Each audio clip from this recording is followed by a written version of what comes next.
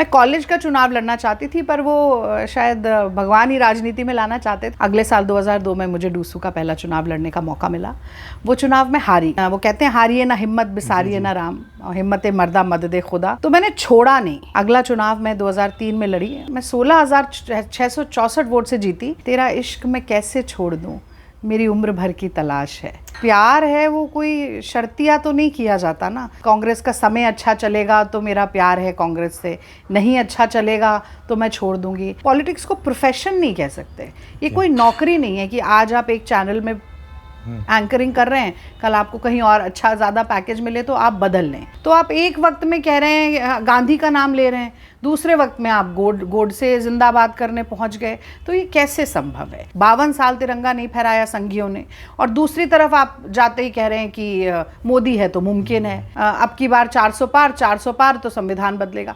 तो ये तो बिल्कुल ही डायमेट्रिकली ऑपोजिट पोजिशंस है। आप कैसे लेंगे? 4000 किलोमीटर चले वो कन्याकुमारी को कश्मीर से मोहब्बत के फेविकोल से जोड़ने के लिए। कोई कर सकता है? अभी 4 किलोमीटर चलने में पसीना छूट जाता है आदमी का। और अगर कोई आरएसएस और भाजपा को आंखों में आंखें डाल के चुनौती दे सकता है तो वो राहुल गांधी, और वो बार बार ये सुनिश्चित करते हैं। तो रेखा गुप्ता जी के लिए शायद ये पद नहीं था, या इस पद के लिए रेखा गुप्ता जी ठीक नहीं थी। तो दिल्ली की जनता किस पर भरोसा करेगी? मुख्यमंत्री का जो उत्तरदायित्व है वो आप बिना फाइल पढ़े क्या निभा सकती हैं? वो कहने लगी कि मोदी जी तो वोट चोरी नहीं करते, दिलों की चोरी करते हैं। ये मुख्यमंत्री का दिल चुराने की बात करने के लिए मंच पर आपको बुलाया जाता है। एक दिन उनका वीडियो आया कि वो सफाई अभियान कर रहे हैं, पूरी सड़क पर एक पत्ता डला था, बस एक पत्ता, उसको ही झाड़ू से ठेल रही थी। तो अब मोदी जी को अंगूठा छाप मुख्यमंत्री पसंद आते हैं, मोदी जी को बिना पढ़े लिखे लोग पसंद आते हैं। तो ये तमाम मुख्यमंत्री जो आपके हैं वो कैसे काम कर रहे हैं,